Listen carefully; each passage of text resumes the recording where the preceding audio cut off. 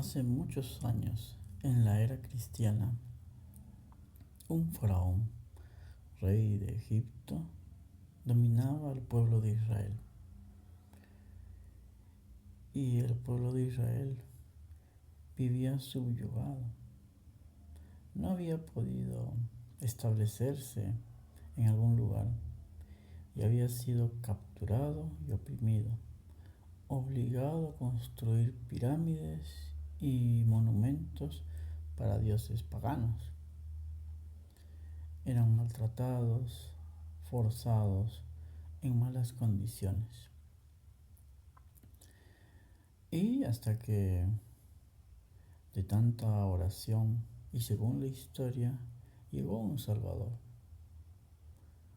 como Moisés, que nació dentro de una familia de egipcios, siendo hebreo, y a una cierta edad se ganó el respeto y admiración del faraón. Era como que estaba dentro de un poder especial, protegido, ¿no? Pero a la vez veía el abuso del poder con sus compatriotas, porque él veía su rostro, su piel, y era diferente a lo de los egipcios. Sin embargo, siguió creciendo. E incluso en una ocasión intentó defender a un prisionero y se ganó problemas, teniendo que huir o ser desterrado hacia el desierto, donde conoció a su familia y encontró el llamado, porque ante un abuso del poder se busca un libertador,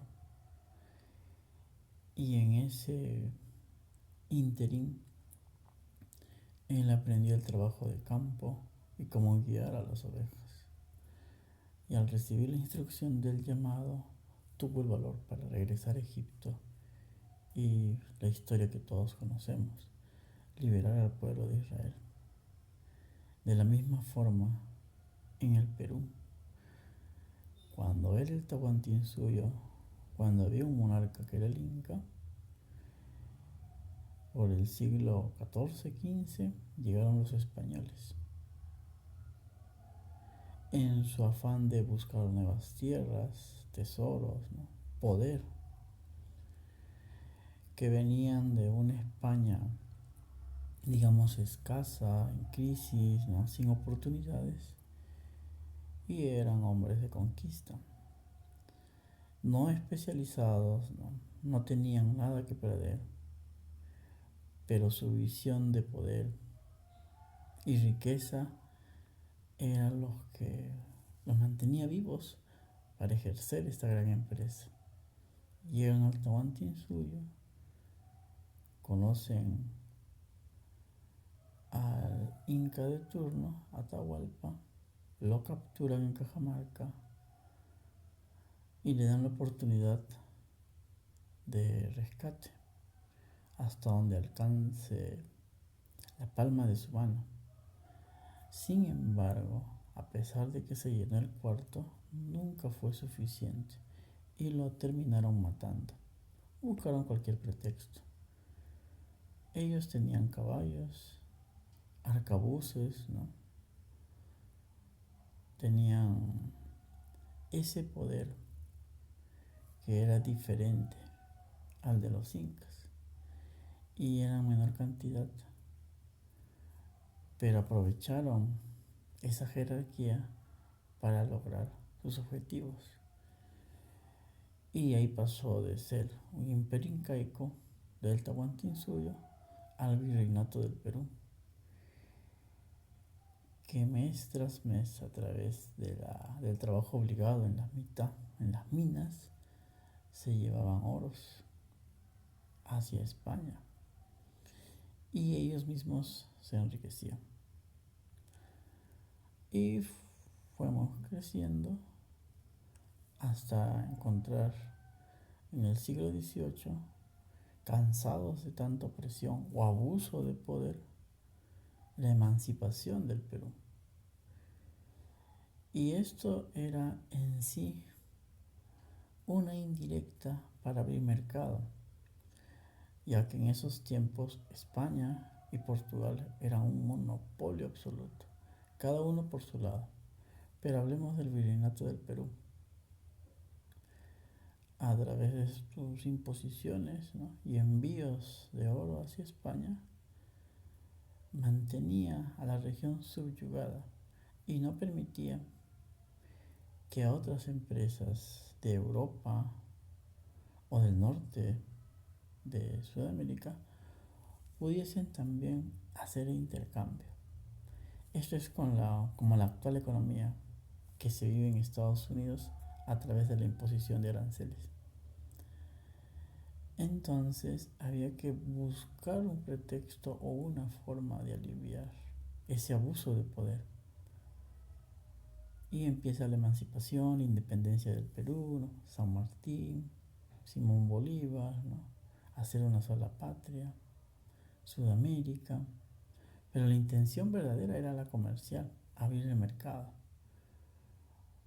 porque parte de la liberación del sur se logró con el apoyo de fuerzas militares de Francia, de Inglaterra, que era necesario para poder enfrentar también al ejército español. Adicionalmente, el ejército español tenía el apoyo de compatriotas que ya habían adoptado el régimen del virreinato. Y el Perú estaba dividido, ¿no?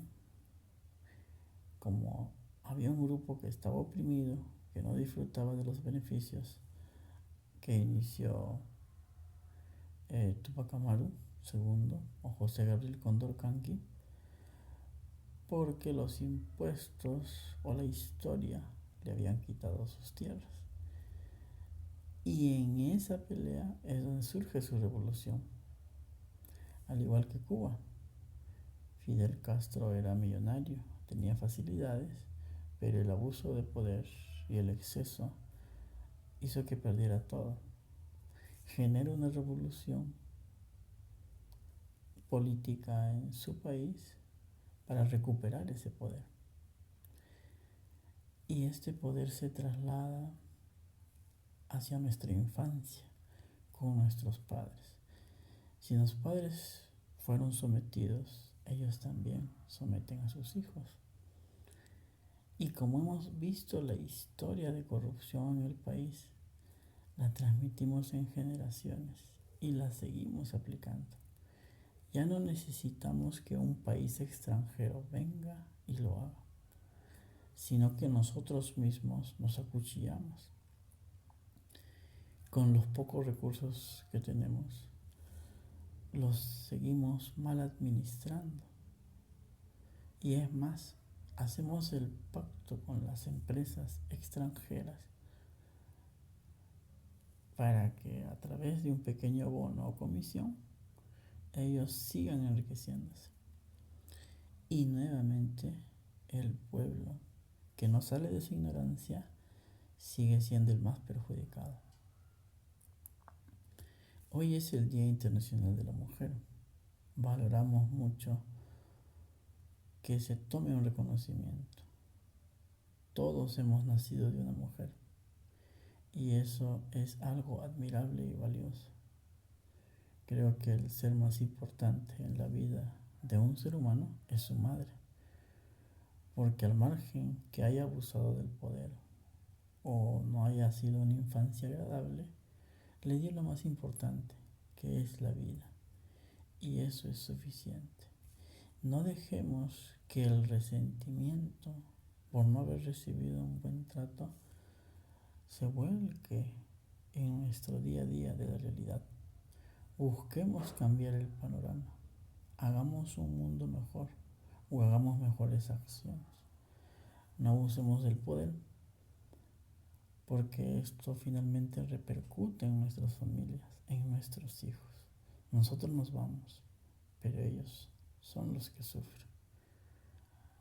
Les doy el agradecimiento y les mando un gran abrazo y un gran homenaje a todas nuestras mujeres del Perú y el mundo.